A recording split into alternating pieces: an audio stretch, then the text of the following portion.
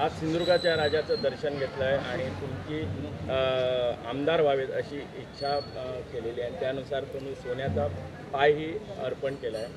काय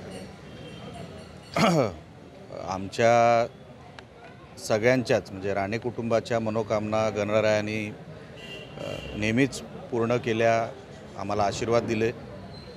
मी निवडून यावं ह्यासाठी माझ्या सगळ्या सहकाऱ्यांनी एक नवस केला होता आणि त्यानंतर मी आमदार झालो आणि त्याची पूर्तता करायला नवस फेडावा लागतो आणि म्हणून त्याची पूर्तता म्हणून गणरायाला पायाशी जे काय आम्ही शब्द दिला होता, तो नवस केला होता, त्याप्रमाणे आम्ही तो नवस फेडला आणि गणरायाने आमच्यावर नेहमीच कृपा आशीर्वाद ठेवला. सिंधुदुर्गाच्या राजांनी जेव्हापासून आम्ही ह्या मंडळाची स्थापना केली, अडचणी येत जात असतात, पण त्याच्यावरती आम्हाला मार्ग हा नेहमी काढण्याचं काम गणरायाने केलं आणि त्या कारणासाठीच आम्ही सगळे आज एका कुटुंबासारखे राहतो.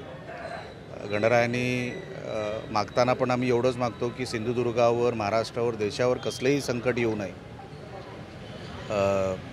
सगळ्यांना आनंदात ठेवू, एवढी प्रार्थना आम्ही दरवर्षी गणरायासमोर करतो. साहेब, अजून एक साकडं कार्यकर्त्यांनी घातलं आहे की तुम्ही मंत्री व्हावेत अशी त्यांनी इच्छा व्यक्त केली आहे. इच्छा लवकर पूर्ण होईल का? बघा, मी प्रेमापोटी जे काही कोण मागत असेल, मी त्यावर प्रतिक्रिया देणंच योग्य नाही, कारण का मी अशी कोणाकडेही मागणी केलेली नाही. कार्यकर्त्यांनी प्रेमापोटी केली असेल तर मी त्याच्यात काय करणार.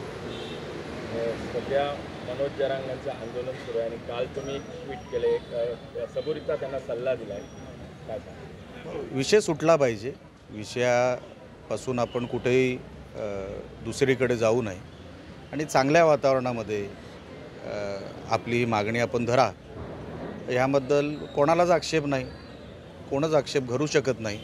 लोकशाही आहे आणि म्हणून माझी आणि त्यांची जुनी ओळख आहे, जीवाभावाचे संबंध आहेत. तर म्हणून मला असं वाटतं की मी त्यांना सांगू शकतो आणि ते माझं ऐकतील असं मला वाटतं, कारण का जुने संबंध मी विसरलो नाही जसे, तसे तेही विसरणार नाहीत किंवा विसरलेले नसतील अशी माझी समज आहे. ते येणारा काळ बघू, ते विसरलेत की लक्षात ठेवलं आहे. कोर्टाने जरांगेंना आदेश दिले आहेत आझाद मैदान खाली करण्याचे, कसं बघता? आता कोर्टाबद्दल मी काय बोलणार, मी काय तेवढा अधिकार माझ्याकडे नाही, कोणाकडेच नाही. कोर्टाचा विषय हा अंतिम असतो आणि सगळ्यांना पालन करावं लागतं कोर्टाच्या निर्णयानंतर. जरांगे असं म्हणतात की न्यायदेवतेवर आपला विश्वास आहे, मात्र फडणवीसांची सर्व ही खेळी असं आरोप सातत्याने करतात. मी लक्षात घ्या, कोर्टाच्या ऑर्डरवर जो काय विषय कोर्टाच्या ऑर्डरवर अवलंबून आहे, आज सध्या विषय तोच आहे. मी कुठल्याही राजकीय विषयावर बोलणार नाही, माझा तो अधिकार नाही.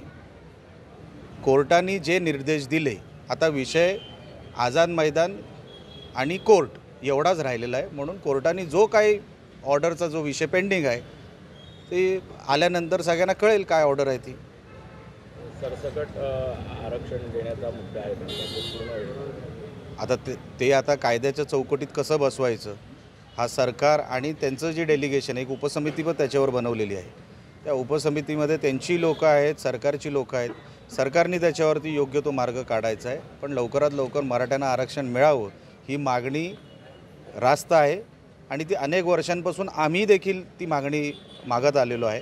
म्हणून मराठ्यांना आरक्षण हे मिळालंच पाहिजे. ओबीसीचा कोटा वाढवून आरक्षण द्यावं अशी तज्ज्ञांची मागणी आहे, कसं बघताय? परत तुम्हाला मी सांगतो, हा टेक्निकल मुद्दा आहे. त्याच्यामध्ये मागासवर्ग आयोग, त्याच्यामध्ये ओबीसींचं आरक्षणाला धक्का न लागता किंवा कोटा वाढवण्याची जी काही प्रक्रिया आहे, ही एक प्रक्रिया आहे आणि ही कायद्याची प्रक्रिया आहे. त्याच्यामध्ये तुम्ही आम्ही काहीच करू शकत नाही. कायद्याच्या चौकटीमध्ये जे बसेल, घटनेमध्ये जी तरतुदी आहेत, घटनेमध्ये जो काही अधिकार आपल्याला मिळेल त्या अधिकारावरच आपल्याला ह्या सगळ्या तरतुदी बसवता येतील. त्याच्या पलीकडे काही करता येणार नाही आणि जे तज्ज्ञ आहेत त्यांना ह्याच्यातला मार्ग काढावा लागेल, कारण का आज ना उद्या दर राज्यातला हा विषय लक्षात ठेवा. हा फक्त महाराष्ट्राचा विषय नाही.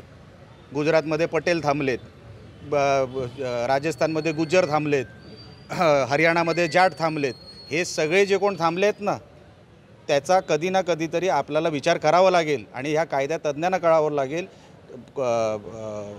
आपलं काय म्हणतात कोर्टानं कळावं लागेल आणि सरकारांनाही करावं लागेल. कारण का हा फक्त मराठ्यांचा विषय नाही, प्रत्येक राज्यामध्ये असे समाज आहेत जे आपापल्या कोट्यासाठी थांबलेत. ते किती वर्ष आपण थांबणार आहोत त्यांना, ह्याचा विचार पण सरकारनी त्या सरकारनी, केंद्र सरकारने तर करावाच. कारण का हे सगळं बॅकवर्ड कमिशनचा विषय हा केंद्र सरकाराकडे जाणार, तिथून जो काही नोटिफिकेशनचा भाग खाली राज्य सरकाराकडे येणार. हे सगळं जे चक्र आहे ते कायद्याचं चौकटीत कसं बसवायचं हे लवकरात लवकर सगळ्या सरकारांना मिळून, राज्य सरकार आणि केंद्र सरकारांना मिळून विचार करून ह्याच्यावरती तोडगा काढावाच लागेल. साहेब, आपली महायुती नगरपंचायतमध्ये महायुती सत्ता आहे, तसं असताना आता 6 नगरसेवकांना निलंबन कुठलं केलं आहे? कोण बोललं?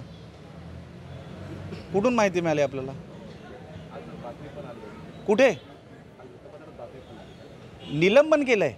6 नगरसेवकांना जिल्हाध्यक्षांना पत्र दिलं की जो गट आहे त्याच्यातले 6 नगरसेवकांना निलंबित करा. 2 नगरसेवकांना वगळावं असं पत्रसुद्धा जिल्हाधिकाऱ्यांना दिले. कोणी दिले? पण ते कुठल्या त्यांनी पब्लिक डोमेनमध्ये त्यांनी स्वतः पत्रकार परिषद घेऊन सांगितलं आहे? पत्र नाही, ऐकून घ्या, त्यांनी स्वतः अधिकृतपणे सांगितलं आहे का? सोशल मीडियावर आलेलं पत्रावर तुम्ही मला प्रश्न विचारू नका. त्यांनी अधिकृत सांगितलेलं आहे का? तुमच्यासमोर सांगितलं आहे? अधिकृत सांगितलं नाही, पण त्यानंतर नाही, किंवा त्यांच्या सोशल मीडियाच्या कुठल्या त्यांच्या हँडलवर आलेलं आहे? मग अधिकृत नसेल तर मी उत्तर द्यायला बांधील नाही. अधिकृत असेल तर सांगा, मी 100% उत्तर देतो.